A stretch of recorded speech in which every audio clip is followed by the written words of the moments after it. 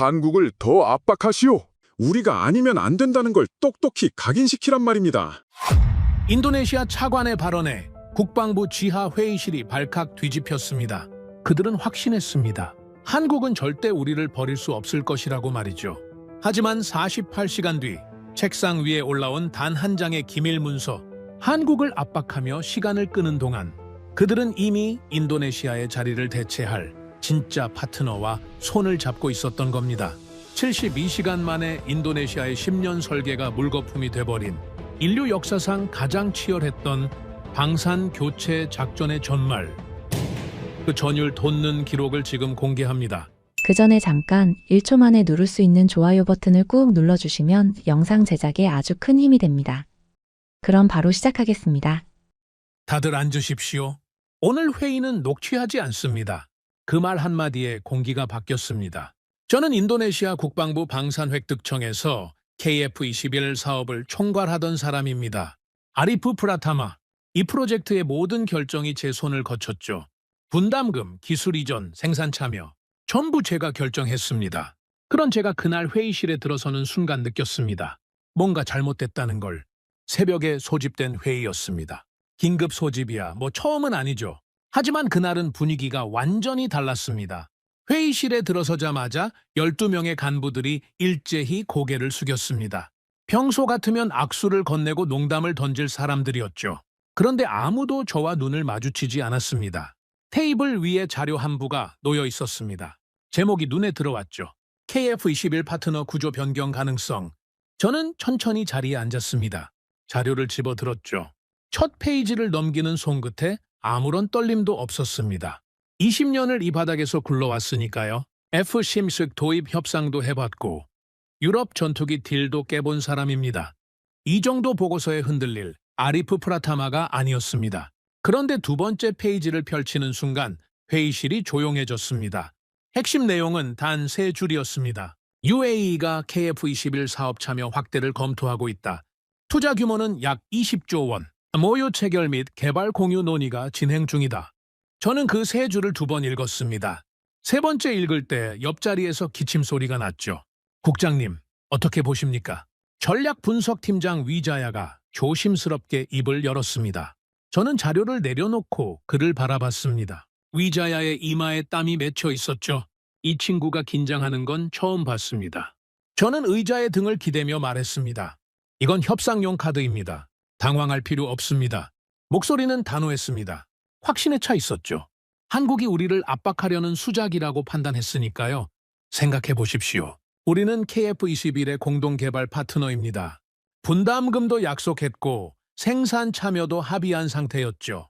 한국이 우리를 빼고 간다고요? 말이 됩니까? 저는 자료를 덮으며 웃었습니다. 한국은 수출이 필요합니다. 우리가 빠지면 이 프로젝트는 흔들려요. 그걸 모를 사람들이 아니죠. 간부들의 표정이 조금 풀렸습니다. 고개를 끄덕이는 사람도 있었죠. 저는 그 반응을 보면서 더 확신했습니다. 이건 한국의 전형적인 협상 전술이라고요. 그때 회의실 끝자리에서 손이 올라왔습니다. 국장님, 한 가지만 여쭤봐도 되겠습니까? 정보분석관 하산이었습니다. 이 친구는 평소에도 말이 별로 없는 사람이었죠. 회의에서 발언하는 건 정말 드문 일이었습니다. 말해보세요. 하산이 자리에서 일어났습니다. 손에 별도의 서류 봉투를 들고 있었죠.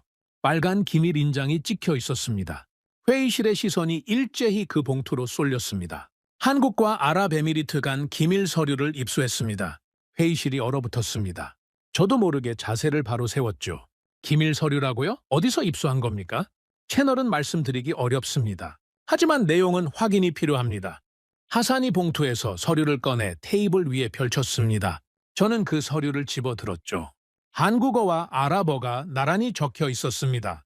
중간중간 기술 이전 항목과 공동 생산 조건이 빼곡하게 나열돼 있었습니다.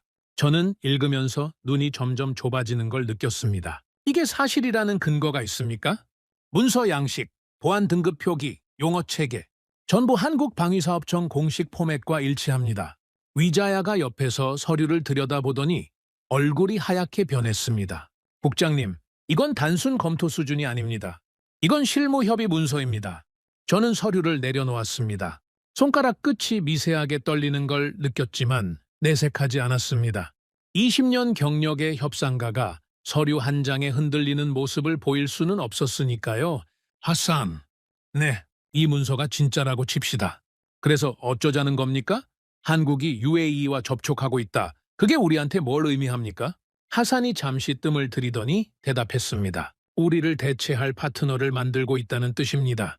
그 한마디에 회의실이 술렁였습니다. 간부 두세 명이 동시에 입을 열었죠. 말도 안 됩니다. 우리가 공동개발국인데 대체가 됩니까? 계약이 있지 않습니까? 법적으로 불가능합니다. 이건 분명 한국 측의 의도적 유출입니다. 우리를 흔들려는 거예요. 저는 손을 들어 소란을 멈췄습니다. 정리하겠습니다. 회의실이 다시 조용해졌죠. 12개의 시선이 저를 향했습니다. 가능성은 두 가지입니다. 하나, 한국이 협상력을 높이기 위해 의도적으로 UAE 카드를 흘린 것. 둘, 실제로 파트너 구조를 재편하려는 움직임이 있는 것. 저는 잠시 멈췄다가 말을 이었습니다. 저는 첫 번째라고 봅니다. 한국은 우리 없이 이 프로젝트를 끌고 갈 수 없습니다. 수출 시장이 필요하고 동남아 네트워크가 필요하고 무엇보다 공동개발이라는 명분이 필요합니다. 간부들이 고개를 끄덕였습니다. 하지만 하산만은 입을 꾹 다물고 있었죠. 그러니까 우리가 할 일은 명확합니다. 동요하지 않는 것, 오히려 이 상황을 이용하는 겁니다. 우리가 단단하게 서 있으면 한국은 돌아올 수밖에 없습니다. 회의는 30분 만에 끝났습니다. 간부들이 하나둘 자리를 뜨는 동안 저는 하산이 남긴 기밀 서류를 다시 한번 훑어봤습니다. 공동생산, 기술 공유, 투자 구조, 한 줄 한 줄이 너무 구체적이었습니다. 협상용 카드치고는 너무 정교했죠. 하지만 저는 그 생각을 밀어냈습니다. 복도를 걸어 나오는데 하산이 뒤따라왔습니다. 국장님, 더 할 말이 있습니까? 하산이 잠시 망설이더니 낮은 목소리로 말했습니다. 한 가지만 생각해 주십시오. 그 서류가 진짜라면요. 한국이 흘린 게 아니라 진심으로 다른 선택지를 만들고 있다면요. 그때 우리는 어떻게 됩니까? 저는 걸음을 멈췄습니다. 하산을 돌아봤죠? 이 친구의 눈이 진지했습니다. 불안한 게 아니었습니다. 확신에 가까운 눈빛이었죠. 하산, 네, 당신은 분석관이고 나는 결정권자입니다. 서류 한 장으로 20년 경력의 판단을 뒤집을 수는 없습니다. 그 말을 남기고 저는 돌아섰습니다. 뒤에서 하산이 뭐라고 했는지는 듣지 못했습니다. 아니, 듣지 않았던 겁니다. 사무실로 돌아온 저는 창밖을 내다봤습니다. 자카르타의 새벽이 밝아오고 있었죠. 도시 위로 퍼지는 붉은 빛을 보면서 저는 생각했습니다. 한국은 빠르지만 아직 우리 위에 있진 않다. 공동개발은 결국 힘의 문제다. 기술은 협상으로 가져오는 것이다. 이게 제 믿음이었습니다. 그리고 그 믿음은 한 번도 흔들린 적이 없었죠. 책상 서랍을 열고 기밀 서류 4본을 넣었습니다. 서랍을 닫는 순간 서류 마지막 페이지에 적힌 한 문장이 머릿속을 스쳤습니다. 전략적 파트너십 전환 검토. 저는 고개를 저었습니다. 그리고 스스로에게 말했죠. 이건 아무것도 아니라고. 하지만 돌이켜보면 그 순간이 시작이었습니다. 제가 틀리기 시작한 바로 그 순간이었죠. 그때까지만 해도 저는 몰랐습니다. 한국이 우리를 기다리고 있는 게 아니었다는 걸. 그들은 이미 움직이고 있었습니다. 다만 우리를 향해서가 아니었을 뿐이죠. 그리고 그 사실을 깨달았을 때는 이미 모든 게 늦어 있었습니다. 회의가 끝난 다음 날 저는 결심했습니다. 기다릴 이유가 없었죠. 위자야, 전략회의 소집하십시오. 오늘 오후까지. 위자야가 눈을 깜빡였습니다. 오늘 오후요? 일정이 빠듯합니다만. 빠듯하면 만드세요. 이건 급한 겁니다. 저는 그렇게 말하고 수화기를 내려놓았습니다. 사실 급한 건 아니었죠. 급하다고 느낀 건 저였습니다. 어젯밤 하산이 내민 그 기밀 서류가 자꾸 머릿속에 걸렸으니까요. 전략적 파트너십 전환 검토. 그 한 줄이 밤새 저를 괴롭혔습니다. 하지만 저는 그걸 불안이라고 인정하지 않았습니다. 오히려 반대로 생각했죠. 지금이 기회라고. 한국이 흔들기를 시도하고 있다면 우리가 먼저 치고 나가야 한다고요. 오후 3시. 회의실에 7명이 모였습니다. 전략분석팀, 협상실무팀, 그리고 법률 자문관까지. 저는 자리에 앉자마자 본론으로 들어갔습니다. 상황은 다들 알고 있을 겁니다. UAE 관련 보고 어제 봤죠? 고개를 끄덕이는 사람, 불안한 눈빛으로 서류를 넘기는 사람. 반응은 제각각이었습니다. 오늘 회의의 목적은 하나입니다. 우리의 전략을 다시 짜는 겁니다. 위자야가 펜을 들었습니다. 방향을 말씀해 주시죠. 저는 일어섰습니다. 화이트보드 앞에 섰죠. 마커를 집어들고 큼직하게 세 글자를 썼습니다. 압박 강화. 회의실이 잠시 조용해졌습니다. 저는 돌아서서 간부들을 바라봤죠. 한국이 우리를 흔들려고 한다면 우리는 더 세게 밀어붙여야 합니다. 지금 물러서면 그들의 전략에 말려드는 겁니다. 협상실무팀장 라흐만이 손을 들었습니다. 구체적으로 어떤 수준의 압박을 말씀하시는 겁니까? 조건을 다시 쓰는 겁니다. 라흐만의 눈이 커졌죠. 다시 쓴다고요? 이미 합의된 조건을요? 합의는 최종 서명 전까지 합의가 아닙니다. 라흐만, 당신도 그건 알고 있지 않습니까? 저는 화이트보드에 항목을 적어 내려갔습니다. 하나, 분담금 추가 축소. 둘, 기술 이전 범위 확대. 셋, 개발 참여 비중 상향. 적어놓고 보니 사실상 재협상 선언이나 다름없었습니다. 저도 그걸 알고 있었죠. 하지만 물러설 생각은 없었습니다. 국장님, 솔직히 여쭈어보겠습니다. 법률자문관 수르야가 조심스럽게 입을 열었습니다. 이 정도 조건 변경이면 한국 측이 상당히 불쾌해할 겁니다. 자칫하면 협상 자체가 깨질 수도 있습니다. 깨지지 않습니다. 제 대답은 즉각적이었습니다. 너무 빨랐죠. 스스로도 느꼈습니다. 하지만 멈추지 않았습니다. 한국은 수출이 필요합니다. KF21은 내수만으로는 수지가 안 맞는 프로젝트예요. 동남아 시장, 특히 인도네시아라는 파트너는 한국에게 필수적입니다. 우리가 빠지면 이 사업의 경제성 자체가 흔들리죠. 위자야가 고개를 끄덕였습니다. 맞는 말씀입니다. 수출 물량 확보 없이는 단가가 올라갈 수밖에 없으니까요. 그겁니다. 한국이 아무리 UAE를 끌어들이려 해도 동남아 시장을 대체할 수는 없습니다. 우리는 그 사실을 이용하는 겁니다. 저는 확신에 차 있었습니다. 아니, 확신에 차 있어야 했습니다. 회의실에 있는 모든 사람이 저를 보고 있었으니까요. 20년 경력의 결정권자가 흔들리는 모습을 보여줄 수는 없었죠. 라흐만이 서류를 넘기며 물었습니다. 구체적인 수치를 잡아야 합니다. 분담금 축소 폭은 어느 정도로 하실 겁니까? 기존 합의보다 최소 15% 이상 낮추십시오. 15%요? 그건 한국 입장에서는 사실상 모욕에 가깝습니다. 모욕이 아니라 협상입니다. 우리가 당당하게 요구할 수 있는 겁니다. 공동개발국의 권리예요. 라흐만이 입을 다물었습니다.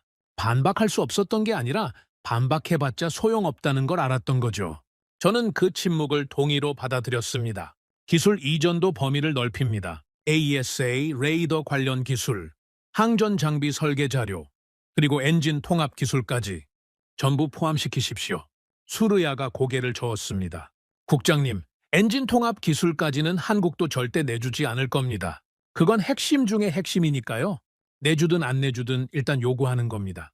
협상은 높은 데서 시작해서 내려오는 거지, 낮은 데서 시작하면 올라갈 데가 없습니다. 저는 그렇게 말하면서 속으로 계산하고 있었습니다. 이 정도 요구를 하면 한국은 불쾌해하겠죠. 하지만 깨지지는 않을 겁니다. 왜냐하면 그들도 우리가 필요하니까요. 적어도 저는 그렇게 믿었습니다. 회의가 1시간째 접어들 무렵 뒤쪽에서 목소리가 들렸습니다. 국장님, 한 가지만 말씀드려도 되겠습니까? 하산이었습니다. 또 이 친구였죠. 저는 속으로 한숨을 쉬었지만 내색하지 않았습니다. 말하세요? 하산이 자리에서 일어나며 태블릿을 들었습니다. 화면에는 표 하나가 띄워져 있었죠. 최근 3개월간 한국 측의 커뮤니케이션 패턴을 분석해봤습니다. 커뮤니케이션 패턴이라고요? 네. 우리 측 요청에 대한 한국의 응답 속도, 회신 내용의 구체성, 실무자 배정 현황, 이 세 가지를 추적했습니다. 위자야가 관심을 보였습니다. 결과가 어떻습니까? 3개월 전부터 응답 속도가 눈에 띄게 느려졌습니다. 과거엔 우리가 요청하면 이틀 안에 회신이 왔습니다. 지금은 일주일이 넘어도 답이 없는 경우가 생기고 있죠. 회의실이 살짝 술렁였습니다. 저는 팔짱을 끼고 들었습니다. 그게 뭘 의미한다고 보십니까? 하산이 저를 똑바로 쳐다봤습니다. 한국이 우리를 예전처럼 대하고 있지 않다는 뜻입니다. 더 직접적으로 말씀드리면 한국의 우선순위에서 우리가 밀려나고 있을 가능성이 있습니다. 순간 회의실에 묘한 긴장이 흘렀습니다. 간부들의 시선이 저와 하산 사이를 오갔죠. 하산. 네? 데이터 분석은 고맙습니다. 하지만 응답이 느려진 건 여러 가지 이유가 있을 수 있습니다. 내부 인사이동일 수도 있고 예산 편성 시기일 수도 있죠. 그걸 가지고 우선순위가 바뀌었다고 단정하는 건 무리입니다. 하산이 입을 열려 했습니다. 하지만 저는 그보다 빨리 말을 이었죠. 그리고 설령 한국의 태도가 바뀌고 있다 해도 그건 오히려 우리가 더 세게 나가야 할 이유입니다. 물러서면 끝이에요. 하산이 잠시 저를 바라보더니 고개를 살짝 숙였습니다. 뭔가 더 하고 싶은 말이 있는 게 분명했지만 이번에도 삼켰습니다. 저는 회의를 마무리했습니다. 정리합니다. 분담금 재조정, 기술 이전 확대, 개발 참여 비중 상향, 이 세 가지를 공식 요구안으로 작성하십시오. 라흐만, 이틀 안에 초안 올리세요. 알겠습니다. 위자야, 한국 측에 실무회의 일정 잡으십시오. 가능한 빨리. 네, 바로 진행하겠습니다. 회의가 끝나고 사람들이 빠져나갔습니다. 저는 화이트보드에 적힌 압박 강화라는 세 글자를 바라봤죠. 틀리지 않았다고 생각했습니다. 이게 맞는 방향이라고요. 이틀 뒤 라흐만이 요구한 초안을 가져왔습니다. 15페이지짜리 문서였죠. 저는 한 장 한 장 넘기며 확인했습니다. 분담금 축소폭, 기술 이전 목록, 생산 참여 조건. 전부 제가 지시한 대로였습니다. 이대로 보내도 되겠습니까? 라흐만의 목소리에 약간의 망설임이 묻어 있었습니다. 저는 그 망설임을 무시했죠. 보내십시오. 그 한마디였습니다. 서류에 서명을 하고 공식 채널을 통해 한국 측에 전달하도록 지시했습니다. 저는 그날 사무실로 돌아오면서 생각했습니다. 이건 협상이 아니라 시험이었다고요? 한국이 어디까지 버티는지, 우리를 정말로 필요로 하는지 확인하는 작업이었습니다. 며칠이 지났습니다. 라흐만에게 물었죠. 한국 측 반응이 왔습니까? 아직 없습니다. 접수 확인도요? 접수는 확인됐습니다. 검토 중이라는 답변만 왔습니다. 저는 고개를 끄덕였습니다. 예상한 반응이었으니까요. 이 정도 요구안이면 내부 검토에 시간이 걸리는 게 당연했습니다. 빠르면 일주일, 길면 보름. 그 안에 한국은 수정안을 가지고 올 거라고 봤습니다. 다소 불쾌한 표정을 하겠지만 결국은 협상 테이블에 앉을 거라고요. 일주일이 지났습니다. 답이 없었습니다. 보름이 지났습니다. 여전히 답이 없었죠. 위자야가 보고를 올렸습니다. 국장님, 한국 측에서 실무회의 일정을 잡자고 했는데 아직 확정을 안 해주고 있습니다. 이유가 뭡니까? 내부 일정 조율 중이라고만 합니다. 저는 책상을 두드렸습니다. 내부 일정 조율이 보름이나 걸립니까? 위자야가 대답하지 못했습니다. 저도 그 침묵의 의미를 느꼈죠. 하지만 인정하고 싶지 않았습니다. 다시 연락하세요. 일정을 잡아달라고. 공식적으로. 알겠습니다. 위자야가 나간 뒤 저는 의자에 깊이 앉았습니다. 창밖을 내다봤죠. 자카르타의 오후 햇살이 눈부셨습니다. 하지만 머릿속은 어두웠습니다. 하산의 말이 떠올랐습니다. 한국의 우선순위에서 우리가 밀려나고 있을 가능성이 있습니다. 저는 고개를 저었습니다. 아닙니다. 밀려나는 게 아니라 검토하는 겁니다. 이 정도 요구안이면 신중해지는 게 당연하죠. 한국은 합리적인 나라니까요. 그날 저녁 집에 돌아와서도 계속 생각했습니다. 20년간 협상을 해오면서 상대가 침묵하는 경우를 여러 번 봤습니다. 대부분은 두 가지 중 하나였죠. 받아들일 수 없어서 고민하거나 역제안을 준비하거나. 하지만 이번 침묵은 좀 달랐습니다. 설명하기 어려웠습니다. 뭐랄까, 고민하는 침묵이 아니었습니다. 관심이 없는 침묵이었달까요? 저는 그 생각을 또 밀어냈습니다. 아리프 프라타마답지 않은 생각이라고, 약해지는 거라고. 다음 날 아침 사무실에 출근하자마자 하산이 찾아왔습니다. 국장님, 시간 되십니까? 무슨 일입니까? 하산이 문을 닫고 들어왔습니다. 얼굴이 심각했죠. 한국 측 동향을 계속 모니터링하고 있었습니다. 한 가지 특이한 움직임이 포착됐습니다. 말해보세요. 한국이 UAE에 미사일 시스템을 제공한 것으로 확인됐습니다. 조건 없이 긴급 대응 차원에서 즉각 실행한 것으로 보입니다. 저는 멈췄습니다. 조건 없이요? 네. 별도의 계약이나 교환 조건 없이 지원한 겁니다. 그게 KF-21과 무슨 관계가 있습니까? 하산이 한 발 다가왔습니다. 직접적인 관계는 아직 확인되지 않았습니다. 하지만 흐름을 보십시오. 기밀 서류, 응답 속도 저하, 그리고 이제 UAE에 대한 무조건적 군사 지원. 이건 하나하나 따로 보면 아무것도 아닐 수 있습니다. 하지만 전부 이어서 보면 방향이 보입니다. 무슨 방향입니까? 하산이 저를 똑바로 쳐다봤습니다. 한국은 신뢰를 쌓고 있는 겁니다. 우리한테가 아니라 UAE한테요. 그 말을 듣는 순간 가슴 한쪽이 서늘해지는 걸 느꼈습니다. 하지만 저는 표정을 바꾸지 않았습니다. 하산, 정황만으로 결론을 내리지 마십시오. 당신은 분석관이에요? 팩트를 가져오세요. 하산이 고개를 숙였습니다. 알겠습니다. 하산이 나간 뒤 저는 한동안 움직이지 못했습니다. 책상 위에 놓인 요구안 4번을 내려다봤죠. 분담금 축소, 기술 이전 확대, 참여 비중 상향. 제가 직접 설계한 전략이었습니다. 그런데 이상한 생각이 스쳤습니다. 우리는 조건을 올리고 있는데 한국은 다른 나라에 조건 없이 베풀고 있다. 우리는 압박하고 있는데 한국은 신뢰를 만들고 있다. 같은 시간, 같은 프로젝트를 두고 완전히 반대 방향으로 움직이고 있었던 겁니다. 저는 고개를 저었습니다. 아닙니다. 이건 한국의 전략일 뿐이에요. 우리를 불안하게 만들어서 양보를 끌어내려는 겁니다. 여기서 흔들리면 지는 겁니다. 저는 수화기를 들었습니다. 라흐만 요구한 수정 없이 그대로 유지합니다.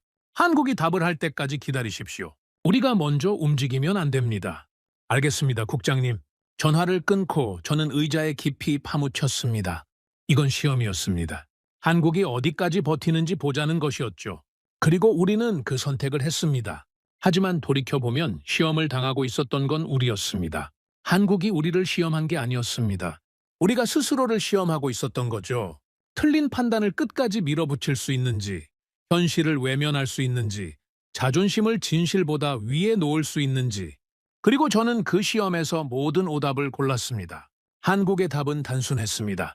너무 단순해서 이상했죠. 검토하겠습니다. 그 한마디였습니다. 우리가 보름을 기다렸는데 돌아온 건 고작 4글자였습니다. 분담금 재조정, 기술 이전 확대, 개발 참여 비중 상향. 15페이지짜리 공식 요구안을 보냈는데 한국이 보내온 회신은 단 한 줄이었습니다. 제출하신 요구안에 대해 내부 검토를 진행하겠습니다. 저는 그 회신을 읽고 가만히 앉아 있었습니다. 라흐만이 조심스럽게 물었죠. 국장님, 어떻게 해석하십니까? 시간을 끄는 겁니다. 제 대답은 짧았습니다. 그리고 틀렸습니다. 하지만 그때는 몰랐죠. 한국이 내부적으로 우리 요구안을 놓고 논쟁 중일 겁니다. 수용파와 거부파가 갈리겠죠. 시간이 걸리는 건 당연합니다. 라흐만이 고개를 끄덕였습니다. 하지만 그 끄덕임이 평소와 달랐습니다. 확신이 아니라 체념에 가까웠죠. 저는 그걸 눈치챘지만 무시했습니다. 그로부터 일주일이 더 지났습니다. 아무 일도 일어나지 않았습니다. 한국 측에서 추가 연락이 없었습니다. 실무회의 일정도 잡히지 않았죠. 우리가 먼저 연락하면 똑같은 답이 돌아왔습니다. 검토 중입니다. 2번째 들었을 때는 이해했습니다. 3번째 들었을 때는 짜증이 났죠. 4번째 들었을 때는 뭔가 다른 감정이 올라왔습니다. 그건 불안이었습니다. 하지만 저는 그걸 불안이라고 부르지 않았습니다. 분노라고 불렀죠. 한국이 지금 우리를 무시하는 겁니까? 위자야에게 소리를 높인 건 그때가 처음이었습니다. 위자야가 움찔했죠. 무시라기보다는 의도적으로 시간을 끄는 것 같습니다. 의도적으로? 무슨 의도입니까? 그건 저도 정확히 판단하기 어렵습니다. 저는 책상을 쳤습니다. 판단하기 어려우면 알아내십시오. 그게 당신 일 아닙니까? 위자야가 입을 다물었습니다. 저도 내가 너무 감정적이었다는 걸 알았습니다. 하지만 사과하지 않았죠. 사과하면 흔들리는 겁니다. 흔들리면 지는 거예요. 그날 오후 긴급 내부 회의가 소집됐습니다. 이번에는 제가 소집한 게 아니었습니다. 차관보 직속으로 내려온 지시였죠. 회의실에 들어서니 분위기가 심상치 않았습니다. 차관보 아흐마드가 상석에 앉아 있었고 양쪽으로 간부들이 줄지어 앉아 있었습니다. 저는 지정된 자리에 앉으며 눈치를 살폈습니다. 아리프 국장, 현재 한국 측과의 협상 상황을 보고해 주십시오. 아흐마드의 목소리는 평온했습니다. 하지만 그 평온함이 오히려 위험하게 느껴졌죠. 이 사람이 평온할 때가 제일 무서운 사람이니까요. 저는 준비한 대로 보고했습니다. 요구안 전달 경위, 한국 측 반응, 현재 대기 상태. 최대한 담담하게 말했습니다. 보고가 끝나자 아흐마드가 서류를 넘기며 물었습니다. 한국 측이 침묵하는 이유가 뭐라고 보십니까? 내부 검토에 시간이 걸리는 것으로 판단합니다. 우리 요구안의 수준이 높기 때문에 쉽게 답을 내리기 어려울 겁니다. 다른 가능성은 없습니까? 저는 잠시 멈췄습니다. 다른 가능성이라 하시면? 아흐마드가 서류를 내려놓고 저를 바라봤습니다. 한국이 우리 요구안을 검토하고 있는 게 아니라 아예 무시하고 있는 건 아닌지 묻는 겁니다. 회의실이 얼어붙었습니다. 저도 숨을 멈췄죠. 차관보님, 무시라는 표현은 좀 과한 것 같습니다. 한국은 공식 채널을 통해 접수를 확인했고 검토 중이라는 답변도 보내왔습니다. 검토 중이라는 말이 3번 반복됐다면서요? 네, 그렇습니다. 아리프 국장, 20년 경력이시지 않습니까? 검토 중이라는 말이 3번 반복되면 그게 무슨 뜻인지 당신이 제일 잘 알지 않습니까? 그 말에 대답하지 못했습니다. 정확히 말하면 대답할 수 없었습니다. 왜냐하면 아흐마드 말이 맞았으니까요. 검토 중이라는 말이 3번이나 반복되면 그건 검토하고 있다는 뜻이 아닙니다. 답을 줄 생각이 없다는 뜻이죠. 저는 20년간 그걸 수십 번 봐왔으면서도 이번에는 인정하지 않으려 했던 겁니다. 아흐마드가 자리에서 일어났습니다. 내 판단을 말하겠습니다. 한국의 침묵은 3가지 가능성 중 하나입니다. 첫째, 진짜로 검토 중이다. 둘째, 우리 요구안을 거부하되 충돌을 피하기 위해 시간을 끌고 있다. 셋째, 아흐마드가 잠시 멈췄습니다. 회의실의 모든 시선이 그에게 쏠렸죠. 우리한테 관심이 없어졌다. 그 한마디가 회의실에 떨어졌습니다. 아무도 입을 열지 않았습니다. 저도 마찬가지였죠. 아흐마드가 말을 이었습니다. 아리프 국장, 오해하지 마십시오.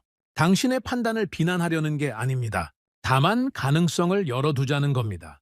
만약 3번째가 맞다면 우리는 지금과 완전히 다른 전략이 필요합니다. 저는 어금니를 꽉 물었습니다. 차관보님, 3번째 가능성은 현실적이지 않다고 봅니다.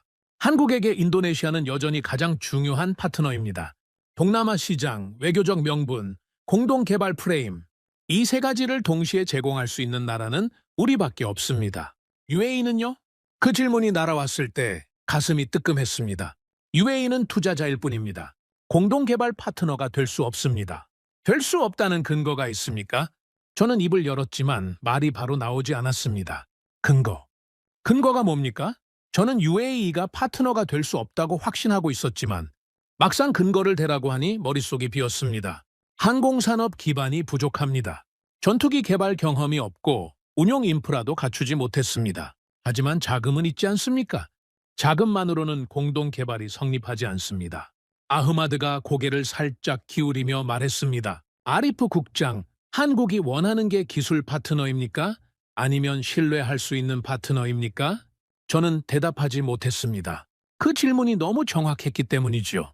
기술 파트너와 신뢰할 수 있는 파트너는 다릅니다. 우리는 기술 파트너라는 명분을 내세우면서 조건을 올렸습니다. 한국이 원하는 건 그게 아닐 수도 있다는 생각을 그때 처음 했습니다. 회의가 끝난 뒤 복도에서 하산과 마주쳤습니다. 하산은 아무 말 없이 저를 바라봤습니다. 뭡니까? 아무것도 아닙니다, 국장님. 할 말이 있으면 하세요. 하산이 잠시 망설이더니 조용히 말했습니다. 국장님, 한 가지만 여쭙겠습니다. 지금 우리가 밀어붙이고 있는 이 전략, 국장님은 진심으로 이게 맞다고 생각하십니까? 저는 하산을 쳐다봤습니다. 당연히 맞다고 생각하니까 밀어붙이는 겁니다. 그럼 한국의 침묵은 어떻게 설명하시겠습니까? 검토 중이라고 했지 않습니까? 국장님, 하산의 목소리가 달라졌습니다. 낮지만 단단해졌죠.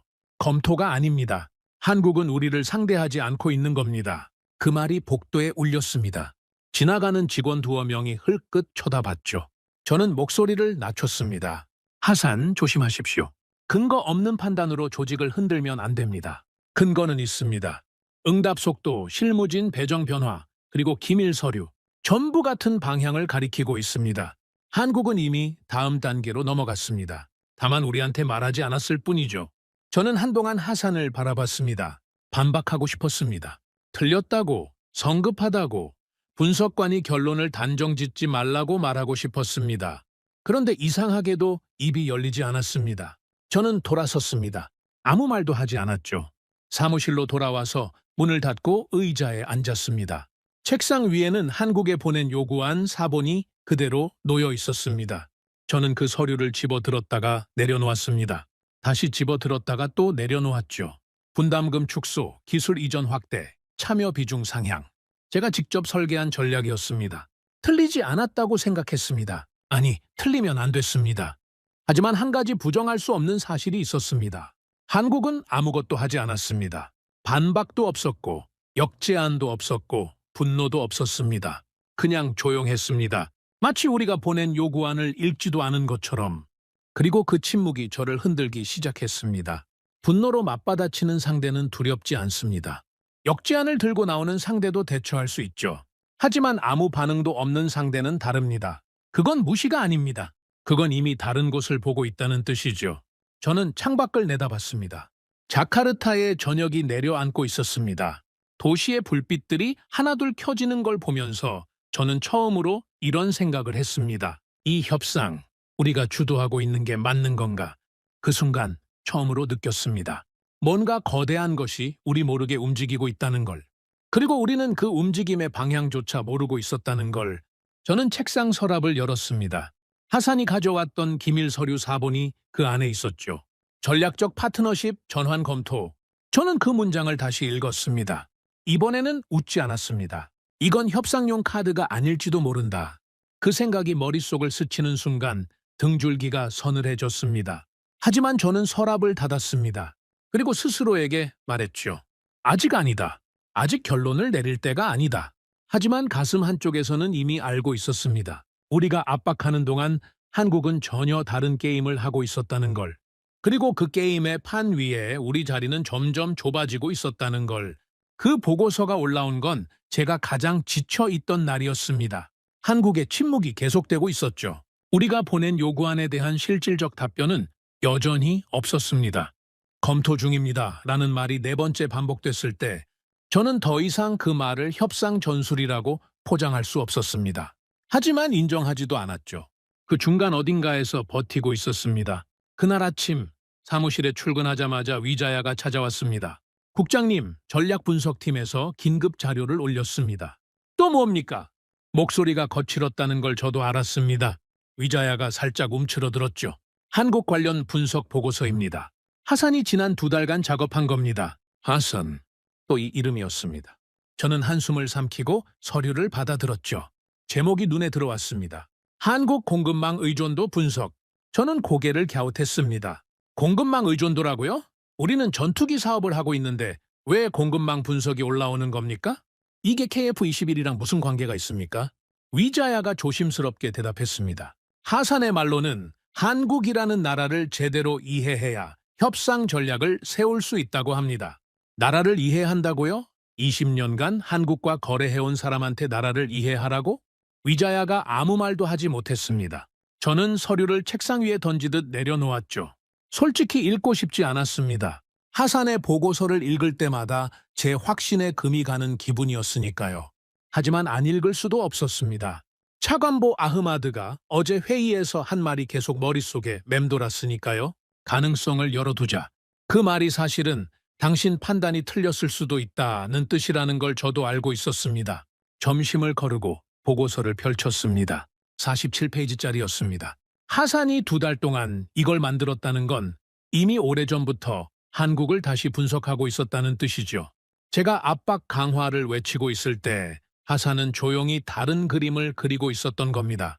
첫 번째 섹션은 반도체였습니다. 메모리 반도체 세계 시장에서 한국이 차지하는 위치. 저는 반도체에 대해 잘 몰랐습니다. 전투기를 다루는 사람이니까요. 하지만 숫자는 이해할 수 있었습니다. 한국이 메모리 반도체 시장에서 압도적인 점유율을 차지하고 있었습니다. 그것만이 아니었죠. HBM이라는 차세대 AI 핵심 부품에서 한국 기업들이 세계를 주도하고 있었습니다. 보고서에는 이렇게 적혀 있었습니다. 현재 글로벌 AI 산업의 핵심 부품 공급은 사실상 한국에 의존하고 있다. 저는 페이지를 넘겼습니다. 2번째 섹션은 배터리였습니다. 전기차 시대의 심장이라 불리는 배터리 공급망에서도 한국 기업들이 핵심 축을 형성하고 있었습니다. 미국, 유럽, 동남아까지 한국의 배터리 공장이 세계 곳곳에 들어서고 있었죠. 3번째 섹션은 디스플레이, 4번째는 조선, 5번째는 방산.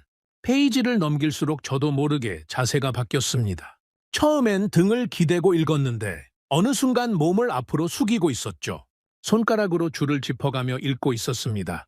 조선 분야에서 한국은 세계 최대 수주량을 기록하고 있었습니다. 특히 LNG 운반선처럼 고부가 가치 선박은 한국이 아니면 만들 수 있는 나라가 거의 없었죠. 방사는 더 놀라웠습니다. 폴란드, 노르웨이, 사우디아라비아, 호주. 한국산 무기 체계가 들어간 나라가 한 페이지에 다 들어오지 않았습니다. 저는 보고서를 내려놓고 잠시 멈췄습니다. 머릿속에서 뭔가가 연결되기 시작했습니다. 번도아스, 배터리, 디스플레이, 조선, 방산. 이건 개별 산업이 아니었습니다. 저는 다시 보고서를 집어들었습니다. 하산이 마지막 섹션에 쓴 결론을 읽었죠. 한국은 특정 산업의 강한 국가가 아니다. 한국은 산업과 산업을 연결하는 축이다. 반도체가 AI를 움직이고, 배터리가 전기차를 움직이고, 조선이 글로벌 물류를 움직이고, 방산이 안보를 움직인다. 이 모든 것의 교차점에 한국이 있다. 저는 그 문장을 3번 읽었습니다. 그리고 보고서 마지막 줄에 밑줄이 그어져 있었습니다. 하산이 직접 친 밑줄이었죠. 한국을 압박할 경우 글로벌 공급망 교란 가능성이 존재한다. 저는 보고서를 덮었습니다. 손이 떨리는 걸 느꼈습니다. 미세한 떨림이었지만 분명했죠. 수화기를 들었습니다. 하산, 지금 내 사무실로 오세요. 5분 뒤 하산이 들어왔습니다. 평소처럼 조용한 얼굴이었죠. 앉으세요. 하산이 맞은편에 앉았습니다. 저는 보고서를 테이블 위에 밀어놓고 물었습니다. 이 보고서 2달 동안 혼자 만든 겁니까? 네.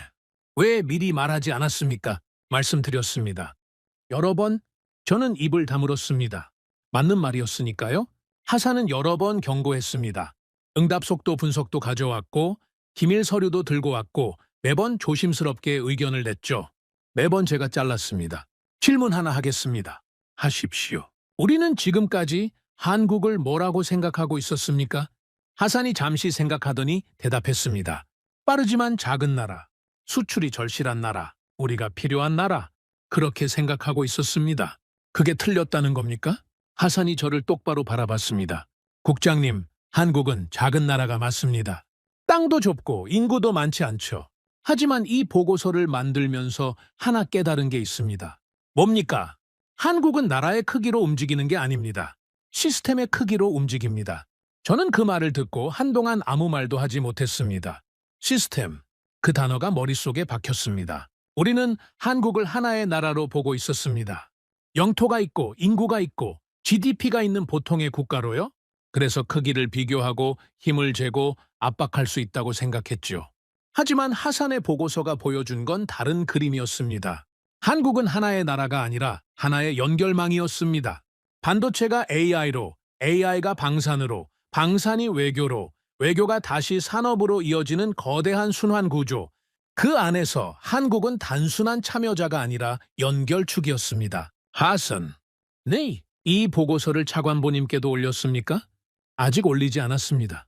국장님께 먼저 보여드리는 게 맞다고 판단했습니다. 저는 고개를 끄덕였습니다. 그 배려가 고마웠지만 동시에 뼈 아팠습니다. 하산은 제 체면을 지켜준 거였으니까요. 올리세요. 차관보님이 보셔야 합니다. 알겠습니다. 하산이 일어서려는데 저는 한 가지 더 물었습니다. 하산, 솔직하게 말해주세요. 우리가 한국에 보낸 요구안, 한국이 어떻게 봤을 것 같습니까? 하산이 멈췄습니다. 잠시 고민하더니 입을 열었죠. 솔직히 말씀드리겠습니다. 그래요. 아마 한국은 우리 요구안을 보고 확인했을 겁니다. 뭘 확인했다는 겁니까? 인도네시아는 함께 갈 파트너가 아니라는 걸. 그 말이 사무실에 울렸습니다. 저는 의자 등받이에 기대며 천장을 올려다봤습니다. 나가보세요. 하산이 조용히 나갔습니다. 문이 닫히는 소리가 났죠. 저는 혼자 남은 사무실에서 한참을 앉아 있었습니다. 보고서가 테이블 위에 펼쳐져 있었습니다. 47페이지의 숫자와 그래프와 분석이 저를 내려다보고 있었죠. 우리는 무기를 협상하고 있었습니다. 전투기 한 대의 분담금을 깎고 기술 이전 목록을 늘리고 생산 참여 비율을 올리는데 모든 에너지를 쏟고 있었죠. 하지만 한국은 전투기 하나를 만드는 게 아니었습니다. 반도체로 세계의 두뇌를 만들고 배터리로 세계의 심장을 만들고 조선으로 세계의 혈관을 만들고 방산으로 세계의 방패를 만들고 있었습니다. 우리는 거래를 하고 있었습니다. 하지만 그들은 판을 만들고 있었죠. 저는 보고서의 마지막 페이지를 다시 펼쳤습니다. 하산이 밑줄 친 그 문장 아래에 작은 글씨로 메모가 적혀 있었습니다. 연필로 쓴 글씨였죠. 공식 보고서에는 포함되지 않은 하산 개인의 메모였습니다. 우리가 상대하고 있던 건 나라가 아니었다. 저는 그 메모를 읽고 한참을 바라봤습니다. 그리고 처음으로 인정했습니다. 우리가 틀렸을 수도 있다고. 전투기 한 대를 놓고 줄다리기를 하는 동안 한국은 세계를 연결하는 시스템을 완성해가고 있었습니다. 우리는 나무 한 그루를 보고 있었고 그들은 숲 전체를 심고 있었던 겁니다. 창밖으로 자카르타의 밤이 내려앉고 있었습니다. 도시의 불빛들이 반짝이고 있었죠. 저는 그 불빛을 보면서 생각했습니다. 한국이라는 나라도 저 불빛처럼 하나하나는 작을지 모릅니다. 하지만 그 작은 불빛들이 모여서 만든 건 어둠 속에서도 길을 찾을 수 있는 거대한 지도였습니다. 그리고 우리는 그 지도 위에서 점점 작아지고 있었습니다. 그날 밤 저는 잠을 이루지 못했습니다. 하산의 보고서가 머릿속에서 떠나지 않았죠. 반도체, 배터리, 디스플레이, 조선, 방산, 한국이라는 나라가 만들어낸 거대한 연결망. 그 그림이 눈을 감아도 보였습니다. 하지만 저를 진짜 괴롭힌 건 다른 거였습니다. 공급망이 아니라 KF-21 그 자체였죠. 우리는 이 전투기의 공동 개발국이었습니다. 분담금을 약속했고 기술을 나누기로 했고 생산에 참여하기로 합의했습니다. 저는 이 프로젝트의 인도네시아 측 총괄이었죠. 그런데 문득 이런 생각이 들었습니다. 나는 이 전투기에 대해 얼마나 알고 있는가? 부끄러운 질문이었습니다. 총괄 책임자가 자기 프로젝트를 모른다니 말이 됩니까? 하지만 솔직해져야 했습니다. 저는 협상 조건은 줄줄 외우고 있었지만 이 전투기가 실제로 어디까지 와 있는지는 제대로 파악하지 못하고 있었습니다. 다음 날 아침 출근하자마자 하산을 불렀습니다. KF-21 개발 현황을 다시 정리해 주세요. 기술적인 부분까지 전부. 하산이 살짝 놀란 표정을 지었습니다. 제가 먼저 자료를 요청하는 건 처음이었으니까요. 어느 수준까지 정리할까요? 모든 것. 설계 구조, 핵심 장비, 개발 속도, 양산 현황. 빠짐없이. 알겠습니다. 이틀 안에 올리겠습니다. 하산이 나가고 저는 의자에 앉아 생각했습니다. 20년간 방산 협상을 해오면서 저는 항상 숫자를 먼저 봤습니다. 계약 금액, 분담 비율, 납기 일정, 위약금 조항. 협상객에 중요한 건 조건이지 기술이 아니었으니까요. 그런데 어쩌면 거기서부터 잘못된 건 아니었을까? 조건만 보느라 이 전투기가 실제로 뭘 할 수 있는 물건인지를 놓친 건 아니었을까? 이틀 뒤 하산이 보고서를 들고 왔습니다. 이번에는 위자야와 공군 출신 기술 자문관 파이살도 함께였습니다. 국장님, 보고서만으로는 한계가 있어서 파이살 자문관을 모셨습니다.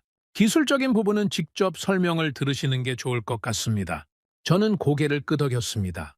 파이살은 인도네시아 공군에서 30년을 복무한 사람이었죠.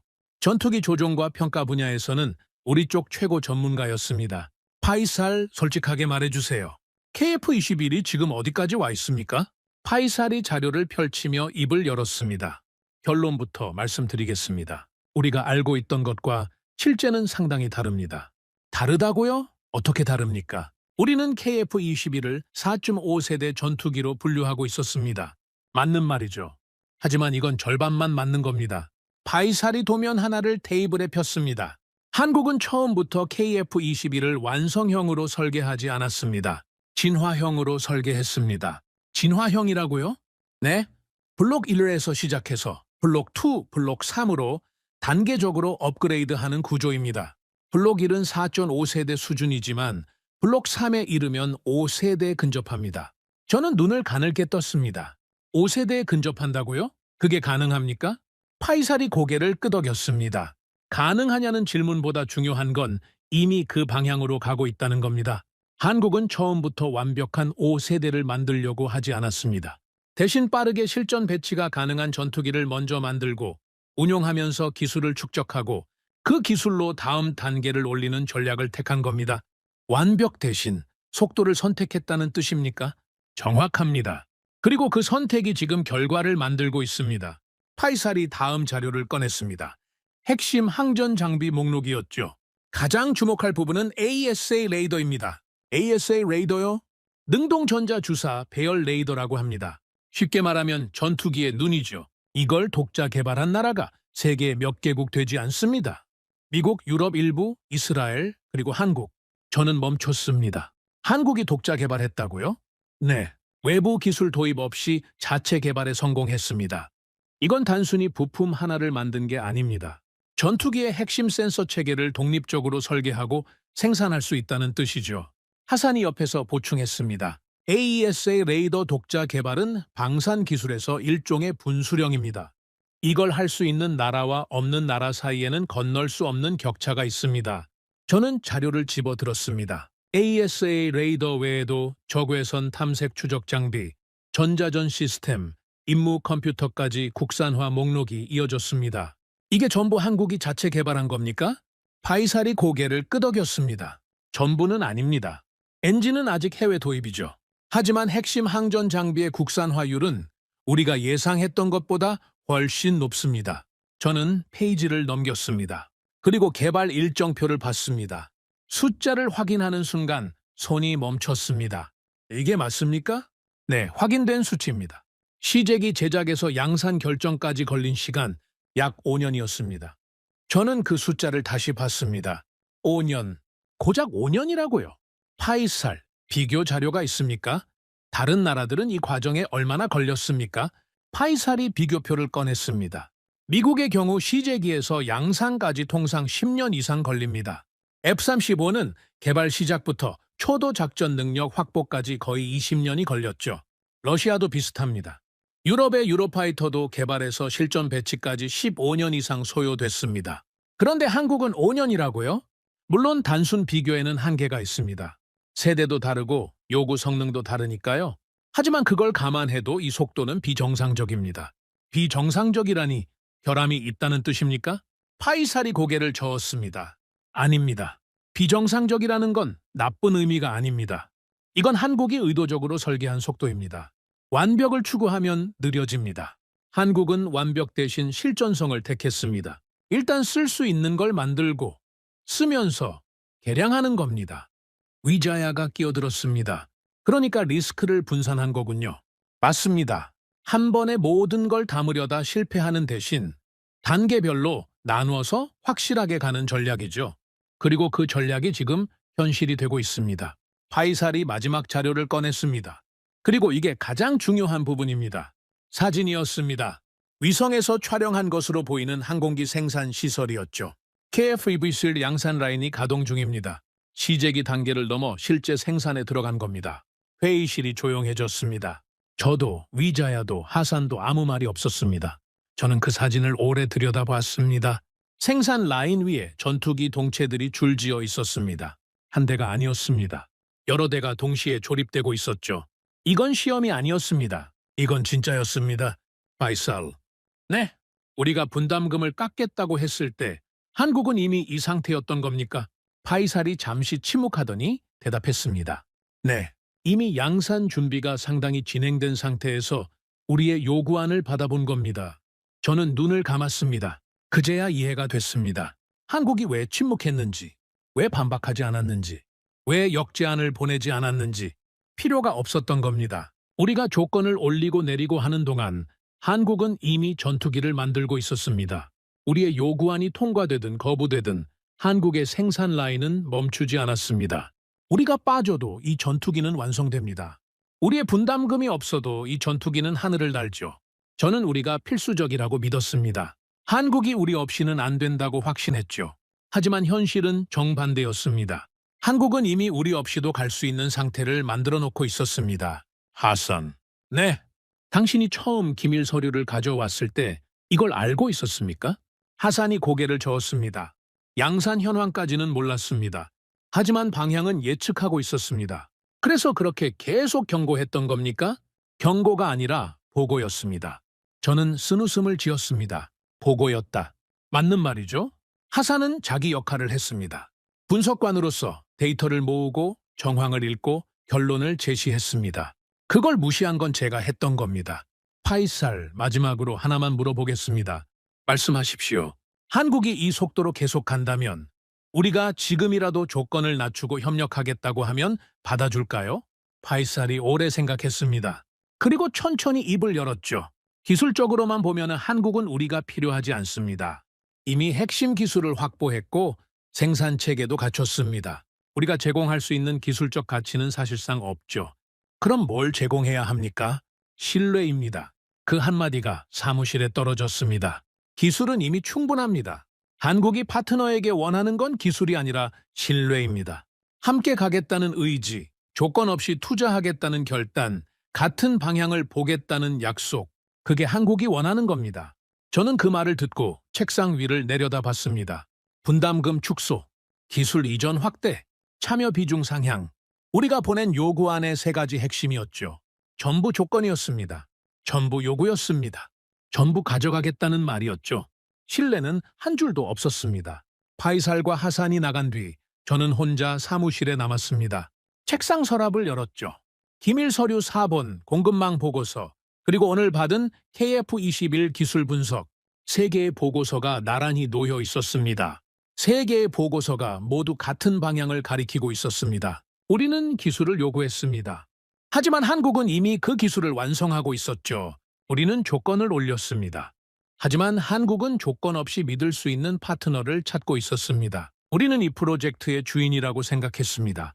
하지만 한국은 이미 우리 없는 미래를 설계하고 있었죠. 저는 창밖을 바라봤습니다. 자카르타의 하늘이 흐려져 있었습니다. 비가 올 것 같았죠. 20년간 협상을 해오면서 저는 한 번도 틀린 적이 없다고 자부했습니다. 모든 판단이 정확했고, 모든 전략이 통했고, 모든 결과가 제 예상 안에 있었습니다. 하지만 이번에는 달랐습니다. 처음부터 끝까지 틀렸습니다. 한국을 작은 나라로 봤던 것도, 수출이 절실할 거라고 판단했던 것도, 압박하면 양보할 거라고 확신했던 것도 전부 틀렸습니다. 그리고 가장 크게 틀린 건 이것이었습니다. 우리가 이 프로젝트에서 빠질 수 없다고 믿었던 것, 한국이 반드시 우리를 필요로 한다고 확신했던 것, 그 확신이 가장 치명적인 오판이었습니다. 저는 서랍을 닫았습니다. 그리고 처음으로 스스로에게 말했습니다. 우리가 틀렸다. 입 밖으로 내뱉으니 생각보다 담담했습니다. 분노도 아니었고 슬픔도 아니었습니다. 그냥 무력했습니다. 20년의 경험이 아무 소용이 없었다는 사실이 저를 짓누르고 있었죠. 하지만 진짜 무서운 건 따로 있었습니다. 틀렸다는 걸 알면서도 아직 방향을 바꿀 수 없었다는 겁니다. 요구안은 이미 전달됐고 조직은 제 전략을 따르고 있었고 차관보까지 보고가 올라간 상태였습니다. 지금 와서 제가 틀렸습니다 라고 말할 수 있겠습니까? 20년 경력의 총괄 책임자가 저는 할 수 없었습니다. 그리고 그 할 수 없음이 우리를 더 깊은 곳으로 끌고 들어갔습니다. 틀렸다는 걸 알면서도 멈출 수 없는 사람. 그게 그때의 저였습니다. 이미 알고 있었습니다. 우리의 전략이 잘못됐다는 걸, 한국이 우리를 기다리고 있지 않다는 걸, KF21은 우리 없이도 하늘을 날 수 있다는 걸, 파이살의 보고, 하산의 분석, 양산 라인 사진까지 모든 증거가 제 눈앞에 있었습니다. 하지만 방향을 바꾸지 못했습니다. 아니, 바꾸지 않았습니다. 이유는 단순했죠. 자존심이었습니다. 20년 경력의 총괄 책임자가 자기 전략을 스스로 뒤집는다? 그건 경력의 끝을 의미하는 거였습니다. 적어도 저는 그렇게 생각했죠. 그래서 더 밀어붙였습니다. 더 세게, 더 단호하게. 아침 회의에서 저는 선언했습니다. 요구한 철회는 없습니다. 한국이 답을 줄 때까지 기다립니다. 우리가 먼저 물러서는 일은 없을 겁니다. 라흐만이 조심스럽게 물었죠. 국장님, 추가 압박을 검토해야 하지 않겠습니까? 한국이 계속 침묵하면 우리만 시간을 허비하는 셈입니다. 추가 압박이요? 어떤 종류의 압박을 말하는 겁니까? 예를 들면 유럽 전투기 도입 검토를 공식 발표하는 겁니다. 한국에게 우리도 대안이 있다는 걸 보여주는 거죠. 나쁘지 않은 생각이었습니다. 아니, 솔직히 말하면 이미 제 머릿속에도 있던 생각이었죠. 한국이 UAE를 카드로 쓴다면 우리도 유럽을 카드로 쓸 수 있다. 협상은 결국 대안의 싸움이니까요. 진행하세요. 다만 공식 발표까지는 가지 마세요. 언론에 흘리는 수준으로. 한국이 알아차릴 정도면 됩니다. 알겠습니다. 라흐만이 나갔습니다. 위자야만 남았죠. 국장님, 한 가지 보고 드릴 게 있습니다. 뭡니까? 위자야의 표정이 묘했습니다. 말해야 할지 말지 고민하는 얼굴이었죠. 말하세요, 위자야. 요즘 다들 왜 이렇게 뜸을 들입니까? 한국이 움직였습니다. 저는 자세를 바로 했습니다. 움직였다고요? 어떻게? 우리한테가 아닙니다. 그 한마디에 사무실 공기가 바뀌었습니다. 저는 위자야를 똑바로 쳐다봤죠. 어디한테 움직인 겁니까? UAE입니다. 또 UAE였습니다. 저는 이를 악물었습니다. 구체적으로 말해보세요. 위자야가 태블릿을 꺼내 화면을 보여줬습니다. 한국이 UAE에 미사일 방어 시스템을 제공한 것으로 확인됐습니다. 미사일 방어 시스템이요? 수출 계약입니까? 그게 아닙니다. 계약이 아닙니다. 계약이 아니면 뭡니까? 긴급 대응 지원입니다. UAE 측의 안보 상황에 대응해서 한국이 즉각적으로 시스템을 제공한 겁니다. 저는 잠시 멈췄습니다. 즉각적으로요? 조건 없이? 네. 별도의 대금 협상이나 교환 조건 없이 지원한 것으로 파악됩니다. 저는 의자에서 일어났습니다. 창가로 걸어갔죠. 자카르타의 하늘을 바라보면서 머릿속을 정리했습니다. 조건 없이. 즉각 실행. 이 두 단어가 계속 머릿속에서 맴돌았습니다. 우리는 분담금을 깎겠다고, 기술을 더 달라고, 참여 비율을 올려달라고 조건을 올리고 있었습니다. 같은 시간에 한국은 다른 나라의 조건 없이 무기를 제공하고 있었죠. 위자야. 네, 이게 KF-21과 연결돼 있다고 보십니까? 위자야가 잠시 고민하더니 대답했습니다. 직접적인 연결은 확인되지 않았습니다. 하지만 방향을 보면 연결되지 않는다고 보기가 더 어렵습니다. 무슨 뜻입니까? 한국은 UAE와 신뢰를 쌓고 있는 겁니다. 미사일 시스템은 그 신뢰의 한 조각이죠. 오늘은 미사일이지만 내일은 전투기가 될 수 있습니다. 저는 돌아서서 위자야를 바라봤습니다.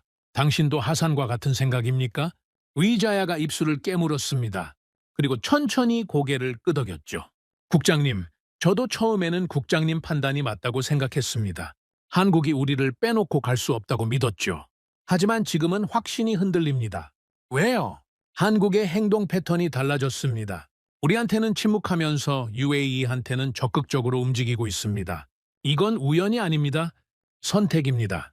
선택! 그 단어가 가슴에 박혔습니다. 나가보세요. 위자야가 나간 뒤 저는 한동안 서 있었습니다. 창밖을 보면서 생각했죠. 우리는 지금 뭘 하고 있는 건가? 우리는 조건을 걸고 있었습니다. 한국에 더 달라고, 더 내놓으라고, 더 양보하라고 요구하고 있었죠. 우리의 모든 전략은 가져가는 것에 초점이 맞춰져 있었습니다. 그런데 한국은 정반대로 움직이고 있었습니다. UAE의 미사일 시스템을 조건 없이 제공했습니다. 대가를 요구하지 않았죠? 계약서도, 교환 조건도, 압박도 없었습니다. 그냥 줬습니다. 그리고 그 줬다는 행위가 만들어낸 건 계약보다 강한 것이었습니다. 신뢰였습니다. 저는 그제야 파이살의 말을 떠올렸습니다. 한국이 파트너에게 원하는 건 기술이 아니라 신뢰입니다. 그때는 머리로만 이해했습니다. 하지만 지금은 가슴으로 느꼈죠. 한국은 신뢰를 사고 파는 게 아니라 만들고 있었습니다. 조건 없이 먼저 베풀고 그 베풀미 관계가 되고 관계가 파트너십이 되는 구조. 우리가 계약서 위에서 줄다리기를 하는 동안 한국은 계약서 밖에서 관계를 쌓고 있었던 겁니다. 오후에 하산이 추가 보고를 가져왔습니다. 국장님, UAE 관련 추가 정보입니다. 또 있습니까? UAE가 KF-21 공동개발 참여 확대를 공식적으로 논의하기 시작한 정황이 포착됐습니다. 저는 서류를 받아들었습니다. 손이 떨리지 않았습니다. 이미 예상하고 있었으니까요. 투자 규모는 약 20조 원 수준으로 논의되고 있는 것으로 보입니다. 20조. 저는 그 숫자를 입안에서 굴렸습니다. 20조 원. 우리가 분담금을 깎겠다고 실랑이를 벌이고 있는 동안 UAE는 20조를 들고 문을 두드리고 있었습니다. 하산, 이게 확정된 겁니까? 확정은 아닙니다. 아직 논의 단계죠. 하지만 방향은 분명합니다. 방향이 분명하다. 당신이 제일 좋아하는 표현이죠. 하산이 살짝 웃었습니다. 처음 보는 웃음이었죠. 사실입니다, 국장님. 저는 서류를 내려놓고 하산을 바라봤습니다. 하산, 하나만 물어보겠습니다. 솔직하게 대답해 주세요. 네. 지금 이 순간 우리가 할 수 있는 게 뭡니까? 하산이 오래 생각했습니다. 저는 그 침묵을 기다렸습니다. 이번에는 자르지 않았죠. 이 사람의 말을 끝까지 들어야 한다는 걸 이제는 알고 있었으니까요. 솔직히 말씀드리겠습니다. 그래요. 지금 이 시점에서 우리가 조건을 철회하고 협력 의지를 보여도 한국이 예전처럼 우리를 대할지는 모르겠습니다. 이미 많은 것이 바뀌었으니까요. 그렇다면, 하지만 아무것도 하지 않으면 확실하게 끝납니다. 움직이면 가능성이라도 있죠. 안 움직이면 가능성조차 없습니다. 저는 고개를 끄덕였습니다. 맞는 말이었습니다. 하지만 움직이려면 먼저 해야 할 일이 있었죠. 인정하는 것, 틀렸다고 인정하는 것. 그게 가장 어려웠습니다. 그날 저녁 사무실에 혼자 남아서 생각했습니다. 책상 위에는 서류들이 쌓여 있었습니다. 기밀 서류, 공급망 보고서, KF-21 기술 분석, 미사일 지원 보고, UAE 투자 정황. 전부 같은 이야기를 하고 있었죠. 한국은 우리를 향해 움직이고 있지 않았습니다. 다른 방향으로, 다른 파트너를 향해, 다른 미래를 향해 움직이고 있었습니다. 그리고 그 움직임은 점점 빨라지고 있었죠. 우리는 계속 밀어붙이고 있었습니다. 조건을 올리고 압박을 가하고 한국이 돌아오기를 기다리고 있었습니다. 마치 벽에 대고 소리를 지르는 것처럼 메아리만 돌아올 뿐 아무도 듣고 있지 않았습니다. 그리고 그 순간 다른 보고서가 올라왔습니다. 위자야가 퇴근 직전에 제 책상 위에 올려놓고 간 것이었죠. UAE 한국 방산 협력 동향 요약. 저는 펼쳐봤습니다. 미사일 시스템 지원은 시작에 불과했습니다. 한국과 UAE 사이에는 이미 여러 층위의 군사 협력이 진행되고 있었죠. 합동훈련, 방산 기술 교류, 그리고 KF-21 관련 실무 접촉. 하나하나 따로 보면 대단해 보이지 않는 것들이었습니다. 하지만 전부 이어놓으면 그림이 보였습니다.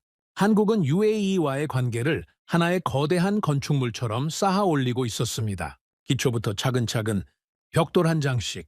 우리는 지붕부터 얹으려고 했습니다. 기초도 없이 조건만 올렸죠. 한국이 보기에 우리는 건축이 아니라 요구였습니다. 파트너가 아니라 거래처였습니다. 저는 보고서를 덮고 의자에 깊이 파묻혔습니다. 한국이 움직였습니다. 하지만 우리를 향해서가 아니었습니다. UAE를 향해서였죠. 조건 없이 신뢰를 앞세워서 관계를 만들면서, 그리고 우리는 여전히 같은 자리에 서서 같은 요구를 반복하고 있었습니다.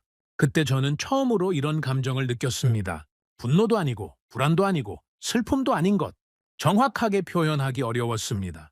굳이 말하자면 공허함이었죠. 20년간 쌓아온 모든 것이 의미 없어지는 느낌. 제가 이 프로젝트에서 가장 중요한 사람이라고 믿었는데 실은 한국이 가장 먼저 놓아버린 사람이었다는 느낌. 전화가 울렸습니다.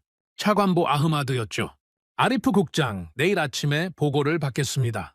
한국 측 최신 동향과 우리의 대응 방안을 정리해 오세요. 알겠습니다, 차관보님. 전화를 끊고 저는 천장을 올려다봤습니다. 대응 방안, 뭘 대응한다는 겁니까?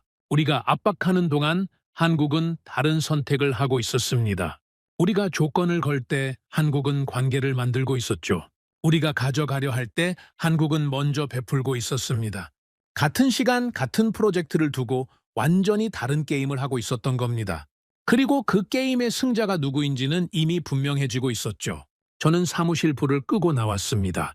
복도가 텅 비어 있었습니다. 제 발소리만 울렸죠.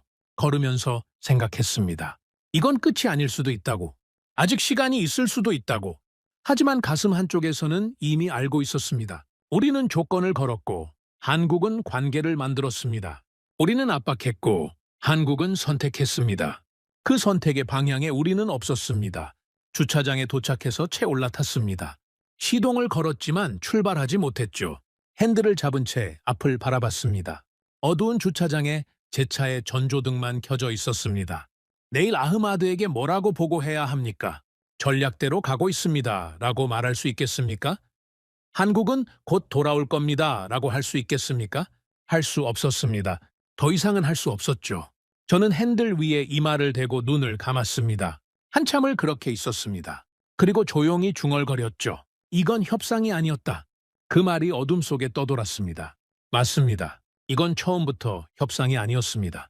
한국은 협상을 하고 있지 않았습니다. 파트너를 고르고 있었죠. 그리고 그 과정에서 우리는 스스로를 탈락시키고 있었습니다.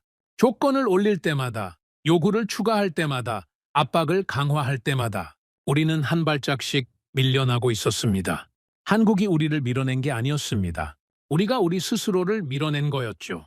다음 날 아침 차관보실로 향하는 복도가 유난히 길게 느껴졌습니다. 보고 자료는 준비했습니다. 밤새 정리한 거였죠. 한국 측 동향, UAE 관련 정황, 우리의 현재 위치 전부 담았습니다. 하지만 결론을 쓰지 못했습니다. 결론을 쓰려면 인정해야 했으니까요. 우리가 틀렸다는 걸. 차관보실 문 앞에서 잠시 멈췄습니다. 21번 고르고 노크했죠. 들어오세요. 아흐마드가 상석에 앉아 있었습니다. 옆에 하산이 있었죠. 저는 살짝 놀랐습니다. 하산을 따로 부른 건가? 아흐마드가 제 시선을 읽었는지 먼저 말했습니다. 하산 분석관에게도 동석을 요청했습니다. 양쪽 시각을 같이 듣고 싶어서요. 저는 자리에 앉았습니다. 하산과 눈이 마주쳤죠. 하산은 가볍게 고개를 숙였습니다.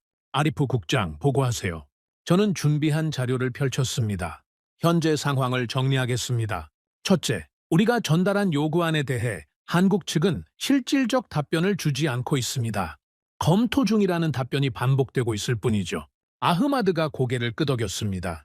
둘째, 한국은 UAE에 미사일 방어 시스템을 조건 없이 제공했습니다. 계약이 아닌 긴급 대응 차원의 지원이었습니다. 셋째, 저는 잠시 멈췄습니다. 셋째가 가장 어려웠으니까요. 셋째, UAE가 KF-21 공동개발 참여 확대를 논의하고 있는 정황이 포착됐습니다. 약 20조 원 규모의 투자가 검토되고 있는 것으로 보입니다. 아흐마드의 표정이 변하지 않았습니다. 이미 알고 있었다는 뜻이었죠. 결론은 뭡니까? 저는 입을 열었다가 닫았습니다. 준비한 말이 있었지만 그 말이 입 밖으로 나오지 않았습니다. 전략을 유지해야 합니다. 라고 하려 했습니다. 하지만 그 말을 하면 스스로도 믿지 않는 거짓말을 하는 셈이었죠. 침묵이 길어졌습니다. 아흐마드가 기다리고 있었습니다. 하산도, 차관보님, 결론을 내리기 전에 확인해야 할 것이 있습니다. 뭡니까? 이 모든 움직임이 실제인지, 한국과 UAE의 접근이 진짜 KF-21 파트너십 재편으로 이어지는 건지 아직 확정된 것은 아무것도 없습니다. 아흐마드가 하산을 바라봤습니다. 하산 분석관, 당신 생각은 어떻습니까? 하산이 자리에서 일어났습니다. 확정된 것은 없습니다. 국장님 말씀이 맞습니다. 저는 살짝 놀랐습니다. 하산이 제 편을 들 줄은 몰랐으니까요.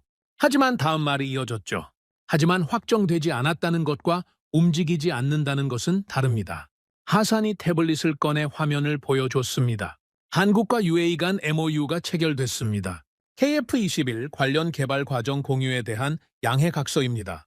회의실이 멈췄습니다. 저도 멈췄죠. MOU라고요. 언제 체결된 겁니까? 최근입니다. 공식 발표는 아직 이루어지지 않았지만 서명이 완료된 것으로 확인됩니다. 아흐마드가 서류를 받아들었습니다. 천천히 읽었죠. 저는 그의 표정을 살폈습니다. 눈이 좁아지고 있었습니다. 이 사람이 눈을 좁히면 심각하다는 뜻이었죠. 개발 과정 공유라. 이건 기술 이전과는 다른 겁니까? 하산이 대답했습니다. 엄밀히 말하면 다릅니다. 기술 이전은 완성된 기술을 넘기는 거고 개발 과정 공유는 만드는 과정을 함께 하는 겁니다. 더 깊은 수준의 협력이죠. 저는 이를 악물었습니다. 개발 과정 공유. 우리가 기술 이전을 요구하며 씨름하고 있는 동안 UAE는 그보다 한 단계 위에 협력을 시작하고 있었습니다. 우리가 완성된 기술을 달라고 소리치는 사이에 그들은 만드는 과정 자체에 함께 들어간 거였죠. 아흐마드가 서류를 내려놓았습니다. 아리프 국장, 네. 이 MO에 대해서 어떻게 생각합니까? 저는 솔직해지기로 했습니다. 더 이상 포장할 수 없었으니까요. 심각하게 받아들여야 한다라고 생각합니다. 아흐마드가 약간 놀란 눈으로 저를 봤습니다. 저도 제가 그런 말을 할 줄 몰랐습니다. 하지만 입에서 나온 이상 돌이킬 수 없었죠. 계속하세요. MOU는 확정이 아닙니다. 하지만 방향입니다. 한국이 UAE와 이 수준의 문서를 교환했다는 건 단순한 탐색이 아닙니다. 최소한 가능성을 열어둔 거죠. 하산이 고개를 끄덕였습니다. 저는 말을 이었습니다. 그리고 그 가능성이 열린 자리에 원래 우리가 있었습니다. 아흐마드가 잠시 침묵했습니다. 그리고 질문했죠. 그럼 지금부터 우리는 뭘 해야 합니까? 저는 대답하지 못했습니다. 솔직히 모르겠었으니까요. 하산이 대신 입을 열었습니다. 차관보님, 한 가지 더 보고 드릴 것이 있습니다. 말하세요. KF-21 양산 상황입니다. 하산이 새로운 화면을 띄웠습니다. 사진과 데이터가 함께 나왔죠. 한국은 현재 KF-21 양산에 본격 돌입한 상태입니다. 생산 라인이 가동 중이고 실제 기체가 조립되고 있습니다. 아흐마드가 사진을 들여다봤습니다. 이건 확인된 겁니까? 네. 위성 영상과 공개된 자료를 교차 확인했습니다. 시제기 단계를 넘어 실제 양산 기체가 나오고 있습니다. 저는 그 사진을 다시 봤습니다. 며칠 전 파이살에게 처음 봤을 때도 충격이었지만 지금 다시 봐도 달라진 건 없었습니다. 생산 라인 위에 줄지어 있는 전투기 동체들. 한 대도 아니고 여러 대가 동시에 만들어지고 있었죠. 아흐마드가 천천히 말했습니다. 정리해보겠습니다. 한국은 KF-21을 양산하고 있다. UAE와는 개발 과정 공유 MOU를 체결했다. 20조 원 규모의 투자가 논의되고 있다. 그리고 우리에게는 검토 중이라는 답변만 반복하고 있다. 회의실이 조용해졌습니다. 아리프 국장, 이 상황에서 당신의 초기 판단, 한국이 협상용 카드로 UAE를 이용하고 있다는 판단, 아직도 유효하다고 보십니까?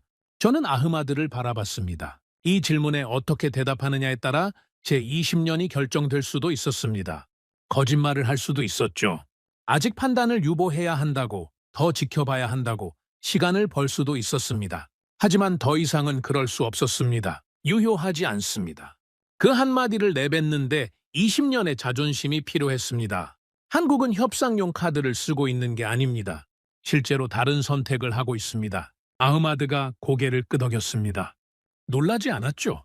이미 알고 있었다는 표정이었습니다. 그럼 왜 진작 말하지 않았습니까? 확신할 수 없었습니다. 지금은 확신합니까? 저는 잠시 생각했습니다. 확신이라기보다는 인정하는 겁니다. 모든 정황이 같은 방향을 가리키고 있는데 계속 부정하는 건 판단이 아니라 고집입니다. 아흐마드가 자리에서 일어났습니다. 창가로 걸어가서 밖을 내다봤죠. 아리프 국장, 하나 물어보겠습니다. 네, 한국과 인도네시아, 그리고 한국과 UAE, 이 두 관계의 차이가 뭐라고 생각합니까? 저는 생각하지 않아도 답을 알고 있었습니다. 이미 며칠 전부터 머릿속에서 맴돌던 답이었으니까요. 우리는 요구했고 UAE는 투자했습니다. 아흐마드가 돌아보지 않고 말했습니다. 그것만입니까? 우리는 압박했고 UAE는 신뢰를 보냈습니다. 더 있지 않습니까? 저는 눈을 감았습니다. 그리고 마지막 한마디를 꺼냈죠. 우리는 기술을 가져가려 했고 UAE는 함께 만들겠다고 했습니다. 아흐마드가 천천히 돌아섰습니다. 그겁니다. 그 차이가 지금 이 결과를 만든 겁니다. 회의실에 긴 침묵이 흘렀습니다. 아흐마드가 다시 자리에 앉으며 말했습니다. 하산 분석관. 네? 한국이 UAE를 핵심 파트너로 확정한 겁니까? 아니면 아직 우리에게도 가능성이 있습니까? 하산이 신중하게 대답했습니다. 확정된 것은 아직 없습니다. MOU는 양해각서일 뿐이고 투자 논의도 최종 합의 전입니다. 하지만 흐름은 분명합니다. 한국은 UAE 방향으로 무게를 옮기고 있습니다. 돌이킬 수 있습니까? 하산이 저를 한번 쳐다봤습니다. 그리고 다시 아흐마드를 바라봤죠. 모르겠습니다. 하지만 한 가지는 확실합니다. 지금과 같은 방식으로는 불가능합니다. 아흐마드가 고개를 끄덕였습니다. 아리프 국장, 대통령 방한 일정이 잡혀 있는 거 알고 있죠? 네, 공식 방문이 예정돼 있습니다. 동행하십시오. 동행이요? 네. 한국에 직접 가보세요. 보고서와 사진이 아니라 직접 눈으로 보고 오세요. 한국이라는 나라가 지금 어디에 서 있는지. 저는 잠시 망설였습니다. 차관보님, 저는 협상 담당입니다. 방문 일정에 제가 포함되는 게 적절하겠습니까? 적절하고 안 하고의 문제가 아닙니다. 필요합니다. 당신이 이 프로젝트의 총괄이었고, 당신이 전략을 설계했고, 당신이 판단을 내렸습니다. 그렇다면 현실을 확인하는 것도 당신이 해야 할 일입니다. 반박할 수 없었습니다. 아흐마드의 말이 맞았으니까요. 알겠습니다. 동행하겠습니다. 회의가 끝나고 복도로 나왔습니다. 하산이 옆에서 걸었죠. 한동안 말이 없었습니다. 하산. 네. 당신이 처음 기밀 서류를 가져왔을 때 내가 무시했죠. 하산이 대답하지 않았습니다. 응답 속도 분석을 가져왔을 때도 잘랐고 공급망 보고서를 올렸을 때도 늦게 읽었습니다. 국장님, 그건 아닙니다. 하산, 변명하지 마세요. 당신이 변명할 일이 아닙니다. 저는 걸음을 멈추고 하산을 바라봤습니다. 당신은 처음부터 맞았습니다. 그리고 나는 처음부터 틀렸죠. 하산이 고개를 저었습니다. 국장님이 틀린 게 아닙니다. 20년간의 경험으로 판단하신 거죠. 다만 이번에는 상대가 달랐습니다. 상대가 달랐다? 네.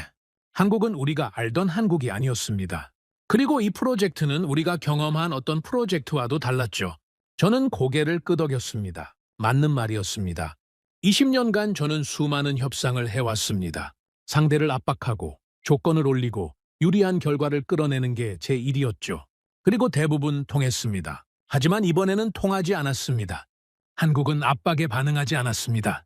조건에 흔들리지 않았죠. 왜냐하면 한국은 협상을 하고 있지 않았으니까요. 한국은 선택을 하고 있었습니다. 함께 갈 나라를 고르고 있었던 겁니다. 그리고 우리는 그 선택지에서 스스로를 지워가고 있었죠. 사무실로 돌아와서 한국 방문 준비를 시작했습니다. 서류를 정리하고 일정을 확인하고 방문지 목록을 검토했죠. 그런데 손이 멈췄습니다. 방문지 목록에 적힌 곳들을 보면서요. 조선소, 반도체 공정, 그리고 KF-21 생산 라인, 보고서로만 봤던 곳들이었습니다. 숫자와 사진으로만 알던 곳들이었죠. 이제 직접 눈으로 보게 되는 겁니다. 솔직히 두려웠습니다. 보고서로 보는 것과 직접 보는 것은 다르니까요. 보고서는 덮을 수 있습니다. 하지만 눈으로 본 것은 덮을 수 없죠. 창밖을 내다봤습니다. 자카르타의 밤이 깊어지고 있었습니다. 도시의 불빛이 반짝이고 있었죠. 저는 그 불빛을 보면서 생각했습니다. 한국에 가면 뭘 보게 될까? 보고서에 적힌 숫자들이 현실이 되는 걸 보게 될까? 양산 라인 위에서 조립되는 전투기를 보게 될까? 우리가 요구만 하고 있는 동안 한국이 만들어낸 것들을 보게 될까? 그리고 그걸 보고 나면 저는 어떻게 될까? 서랍을 열었습니다. 맨 아래에 하산이 처음 가져왔던 기밀 서류 사본이 있었죠. 전략적 파트너십 전환 검토. 처음 이 문장을 봤을 때 저는 웃었습니다. 협상용 카드라고 코웃음을 쳤죠. 지금은 웃을 수 없었습니다. 확정된 것은 아무것도 없었습니다. 하지만 모든 것이 움직이고 있었죠. 보고서는 조심스럽게 쓰여 있었지만 우리는 그 의미를 알고 있었습니다. 한국은 이미 다음 단계를 준비하고 있었습니다. 그리고 그 다음 단계에 우리 이름이 적혀 있을지는 아무도 장담할 수 없었죠. 저는 서랍을 닫았습니다. 그리고 내일 비행기표를 확인했습니다. 한국으로 가는 비행기. 그 비행기가 저를 어디로 데려갈지는 몰랐습니다. 다만 한 가지는 알고 있었죠. 돌아왔을 때 저는 같은 사람이 아닐 거라는 걸. 비행기가 인천 상공에 진입했을 때 저는 창밖을 내려다봤습니다. 구름 사이로 한반도가 보였습니다. 작았습니다. 정말 작았죠. 저는 그 땅덩어리를 보면서 속으로 중얼거렸습니다. 저게 세계를 움직이는 나라라고? 저 작은 땅이? 하지만 보고서의 숫자들이 머릿속을 스쳤습니다. 반도체, 배터리, 디스플레이, 조선, 방산. 저 작은 땅에서 나온 것들이 세계의 핵심을 관통하고 있었죠. 대통령 수행단의 일원으로 한국 땅을 밟았습니다.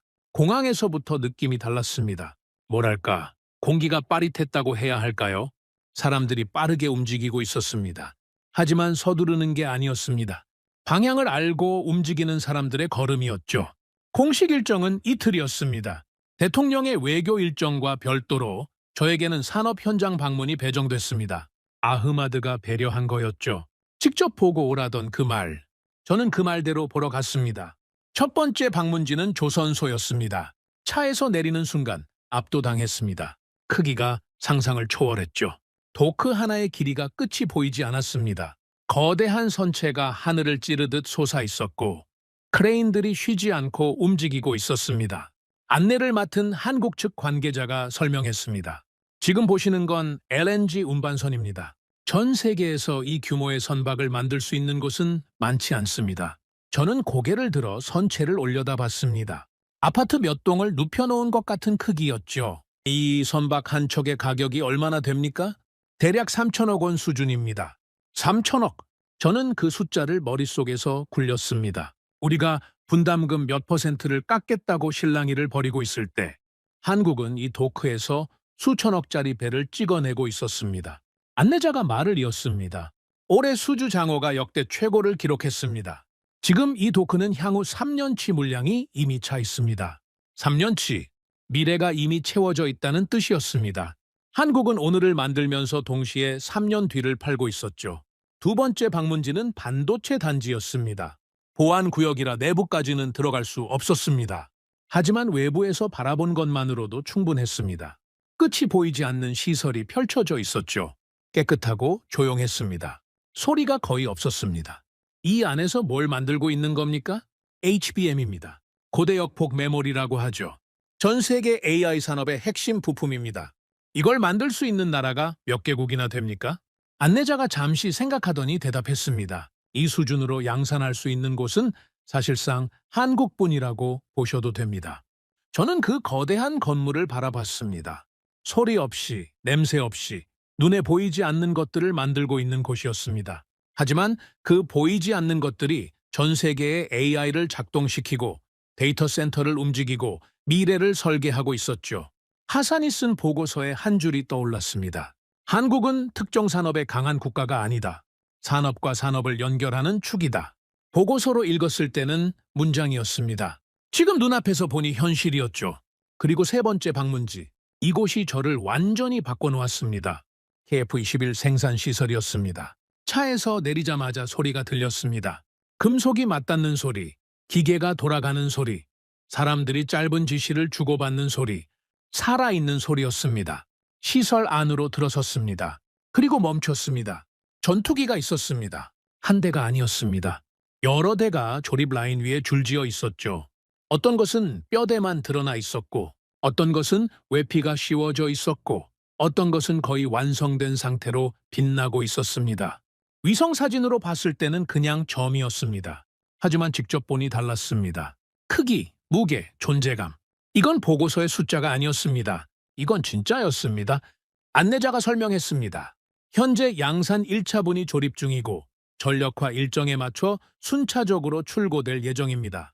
저는 가까이 다가가서 기체를 올려다봤습니다. 매끈한 표면에 형광등 빛이 반사되고 있었죠. 작업자들이 기체 위에서 움직이고 있었습니다. 젊은 사람들이었습니다. 집중한 표정으로 묵묵히 정확하게. 이 사람들은 다 한국 기술자들입니까? 네. 설계부터 조립까지 전 과정을 국내 인력으로 수행하고 있습니다. 저는 한참을 서서 바라봤습니다. 우리가 분담금을 깎겠다고 하고 기술을 더 달라고 하고 참여 비중을 올려달라고 요구하고 있을 때 이 사람들은 여기서 전투기를 만들고 있었습니다. 우리의 요구안을 기다리면서가 아니었습니다. 우리와 상관없이 이미 그들의 계획대로. 안내자에게 물었습니다. 솔직하게 답해 주실 수 있겠습니까? 무엇을요? 인도네시아가 없어도 이 전투기는 완성됩니까? 안내자가 잠시 당황한 표정을 지었습니다. 외교적 답변을 준비하는 눈빛이었죠. 하지만 저는 손을 들어 그를 멈췄습니다. 외교적으로 말하지 않아도 됩니다. 저는 답을 이미 알고 있으니까요. 안내자가 입을 다물었습니다. 대답하지 않았죠. 하지만 그 침묵이 대답이었습니다. 시설을 나와서 채 올라탔습니다. 다음 일정까지 시간이 조금 남아 있었죠. 차가 시내를 통과하고 있었습니다. 창밖으로 거리가 보였습니다. 평범한 거리였습니다. 사람들이 걸어가고 버스가 지나가고 가게 문이 열리고 특별할 것 없는 일상의 풍경이었죠. 그런데 이상하게도 그 풍경에서 눈을 뗄 수가 없었습니다. 횡단보도를 건너는 학생들, 커피를 들고 출근하는 직장인들, 택배를 나르는 배달원, 골목에서 장사를 준비하는 상인. 아무도 특별해 보이지 않았습니다. 영웅도 없었고 천재도 없었죠. 그냥 각자의 자리에서 각자의 일을 하고 있는 보통 사람들이었습니다. 그런데 바로 이 사람들이었습니다.